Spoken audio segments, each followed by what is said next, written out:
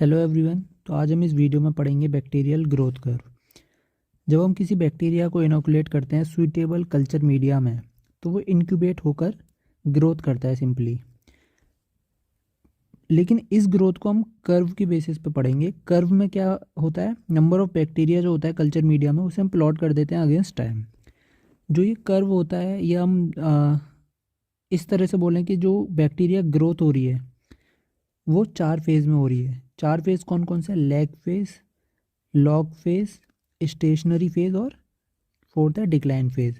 तो सबसे पहले हम देख लेते हैं लैग फेज। लैग फेज क्या होता है? ये वो पीरियड होता है जो इनोकुलेशन और मल्टीप्लिकेशन जो स्टार्ट हो रही है बैक्टीरिया की, इन दोनों बीच का पीरियड को हम कह देते हैं लैग फेज। लैग फेज में सिंपली होता क्या है, जो साइज होता है बैक्टीरियल सेल का वो इंक्रीज हो रहा होता है। क्यों इंक्रीज हो रहा होता है? क्योंकि यहाँ पे एक्यूमुलेशन हो रहा है एंजाइम्स का। At the end of lag phase के एंड होते होते जो बैक्टीरिया होता है वो अपने मैक्सिमम साइज को रिटेन कर लेता है। इसके बाद हम पढ़ लेते हैं लॉग फेज। लॉग फेज में क्या होता है? एक्सपोनेंशियली डिवीज़न होता है। इसलिए एक स्ट्रेट लाइन हमको देखने के लिए मिलती है इस तरह से, एक्सपोनेंशियली डिवीज़न हो रहा है इसलिए।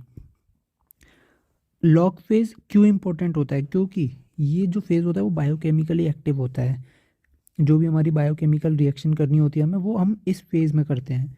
और इसके बाद जब हमें स्टेनिंग करनी होती है तो भी हम इसी फेज़ को प्रेफर करते हैं, क्योंकि बेस्ट फेज़ फॉर स्टेनिंग होता है ये। इसके बाद आता है स्टेशनरी फेज़। स्टेशनरी फेज़ में क्या होता है, बैक्टीरियल जो ग्रोथ होती है वो स्टॉप हो जाती है कम्प्लीटली।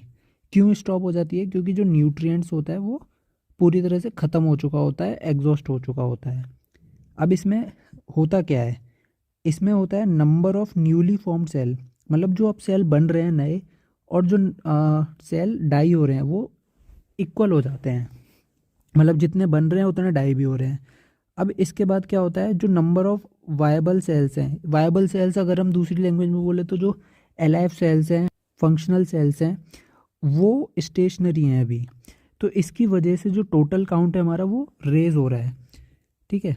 इसके बाद जो डिक्लाइन फेज़ है, डिक्लाइन फेज़ में सिर्फ इतना फ़र्क है, बैक्टीरिया जो डिवीज़न है वो स्टॉप हो रहा है कम्प्लीटली।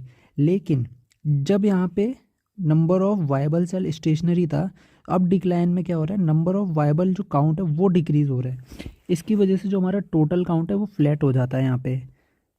इसको हम आगे ग्राफ में समझेंगे। अब इसके बाद हम समझ लेते हैं ग्राफ को। Lag phase, log phase, stationary और ये फेज ऑफ डिक्लाइन। अब ये वाइबल और टोटल काउंट क्या है?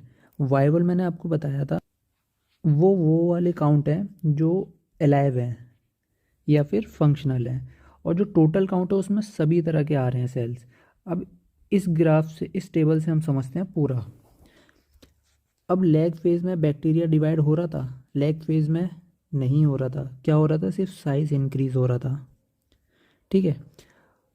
और लैग फेज में बैक्टीरियल की डेथ हो रही थी? नहीं हो रही थी। टोटल काउंट फिर क्या होगा? अब साइज बढ़ रहा है बस, और बैक्टीरियल डेथ हो नहीं रही है, तो टोटल काउंट बढ़ेगा तो है नहीं, सिर्फ फ्लैट रहेगा, जैसा है वैसा रहेगा। और वायबल काउंट भी फ्लैट ही रहेगा। अब लॉग फेज की बात करें तो बैक्टीरियल डिवाइड हो रहा था, बिल्कुल हो रहा था, एक्सपोनेंशियली डिवाइड हो रहा था, एकदम हमको ऐसे दिखने को मिल रहा था। इसके बाद बैक्टीरियल डेथ हो रही थी वहाँ पे, अभी नहीं हो रही है बैक्टीरियल डेथ। तो जब ये सिर्फ बढ़ रहा है तो टोटल काउंट क्या होगा? रेज होगा। वायबल काउंट भी बढ़ेगा क्योंकि कोई डेथ ही नहीं हो रही है। इसके बाद स्टेशनरी, स्टेशनरी में बैक्टीरिया डेथ हो रही थी, बिल्कुल हो रही थी। हमने बताया था कि जो न्यूली फॉर्म्ड है वो इक्वल हो जा रहे हैं डाइंग के, तो बैक्टीरिया डेथ भी हो रही है वहाँ पे। टोटल काउंट वहाँ पे ये सेल्स भी हैं, ये सेल्स में, तो टोटल काउंट तो बढ़ेगा ही। और जब कि यहाँ पे अब डेथ होना शुरू हो गई है तो वो जो वायबल काउंट है वो फ्लैट हो जाएगा। अब डिक्लाइन में देखो, बैक्टीरियल डेथ हो रही, डिवाइड हो रही है? नहीं हो रहा है बिल्कुल भी। बैक्टीरियल डेथ हो रही है? बिल्कुल हो रहा है। टोटल काउंट क्या होगा यहाँ पे? टोटल काउंट फ्लैट हो जाएगा यहाँ पे, क्योंकि अब नए तो बन ही नहीं रहे हैं ना, और जो बने हुए हैं वो भी मर रहे हैं, तो ये फ्लैट हो जाएगा। वायबल काउंट, जो एलाइव और फंक्शनल सेल थे, अब डेथ होना शुरू हो गई है तो वायबल काउंट डिक्रीज हो जाएगा। ये उसके कुछ स्पेशल फीचर्स हैं। अब factors affecting growth of bacteria पढ़ लेते हैं। फैक्टर्स जैसे कि oxygen, CO2, temperature, pH, light, osmotic effect, ये सब इफेक्ट करते हैं ग्रोथ ऑफ बैक्टीरिया को। ऑक्सीजन कैसे करती है? कुछ ऑब्लिगेट एरोब्स होते हैं जो सिर्फ ऑक्सीजन की प्रेजेंस में ग्रो करेंगे, जैसे कि स्यूडोमोनाज। कुछ ऑब्लिगेट एनारोब्स होते हैं जो एब्सेंस में ही ग्रो करेंगे, जैसे क्लोस्ट्रीडियम टिटेनाई। कुछ फैकल्टेटिव एरोब्स होते हैं। पीछे वाले वर्ड को पकड़ो, जो पीछे वाला वर्ड है वो इनके अब जो ये काम कर रहे हैं उसको शो कर रहा है। जैसे फैकल्टेटिव एरोब्स है, एरोब्स मतलब ग्रो एरोबिकली हो रहा है, लेकिन है ये एनारोबिक। अब जो फैकल्टेटिव एनारोब्स है मतलब कि ग्रो एनारोबिकली हो रहा है लेकिन है ये एरोब, ठीक है। इसी तरह CO2, जब ज़्यादा CO2 की अमाउंट चाहिए होती है किसी बैक्टीरिया को तो उसे हम कैप्नोफिलिक बैक्टीरिया कह देते हैं, जैसे कि स्ट्रेप्टोकोकस निमोनी। इसके बाद टेम्परेचर पे आ जाओ। टेम्परेचर पे हम 3 तरह से डिवाइड कर लेते हैं, साइक्रोफाइल्स, मीज़ोफाइल्स, थर्मोफाइल्स। साइक्रोफाइल्स वो जो 20 डिग्री से कम के टेम्परेचर में ग्रो कर जाते हैं। मीज़ोफाइल्स वो जो 25 से 40 डिग्री के बीच में ग्रो करते हैं। थर्मोफाइल्स वो जो 55 से 80 डिग्री के बीच में ग्रो करते हैं, जैसे कि जियोबैसिलस, थर्मोफिलस। पीएच की बात करें तो नॉर्मली जो जितने मोस्टली जो बैक्टीरियाज होते हैं वो पीएच 7.2 से पीएच 7.6 के बीच में ग्रो करते हैं। लाइट की बात करें तो मेजरली डार्क में ही ग्रो करते हैं। ऑस्मोटिक इफेक्ट की बात करें तो इनके पास वाइड रेंज होती है ऑस्मोटिक के लिए।